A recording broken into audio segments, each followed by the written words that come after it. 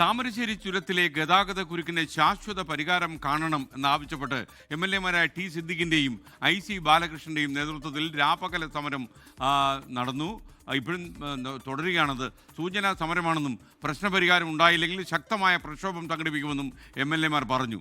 കോഴിക്കോട് കളക്ടറേറ്റിന് മുന്നിൽ സമരം professor MN Karassery ഉദ്ഘാടനം ചെയ്തു. താമരശ്ശേരി ചുരത്തിലെ ഗതാഗത കുരുക്കിന് ചുരത്തോളം പഴക്കമുണ്ട്. പ്രശ്നപരിഹാരം കാണണമെന്നാവശ്യപ്പെട്ട് പല വിധത്തിലുള്ള ഇടപെടലുകൾ നടത്തിയെങ്കിലും ഫലം ഉണ്ടായിട്ടില്ല. ഇതേ തുടർന്നാണ് MLA-മാരായ ടി സിദ്ദിഖും IC ബാലകൃഷ്ണനും രാപ്പകൽ സമരം നടത്തുന്നത്. രാഷ്ട്രീയത്തിനപ്പുറത്ത് ജനകീയ വിഷയമാണിതെന്ന് MN കാരശ്ശേരി. ജനങ്ങളുടെ അടിസ്ഥാന ഭക്ഷണം പോലെ, വെള്ളം പോലെ, വസ്ത്രം പോലെ, ചികിത്സ പോലെ ഒരു സംഗതിയാണ് യാത്ര എന്ന് പറയുന്നത്. അത്ര അധികം, കാരണം നമുക്ക് അനങ്ങാൻ പറ്റില്ല ഈ സൗകര്യങ്ങളില്ലെങ്കിൽ. വിഷയം അടുത്ത നിയമസഭാ സമ്മേളനത്തിൽ ഉന്നയിക്കുമെന്ന് MLA-മാർ വ്യക്തമാക്കി.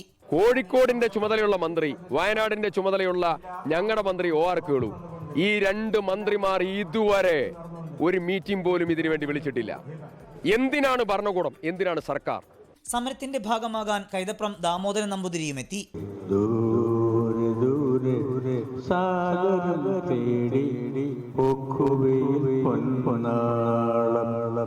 ഈ സന്ദർഭത്തിനനുസരിച്ചുള്ള പാട്ടാണ്.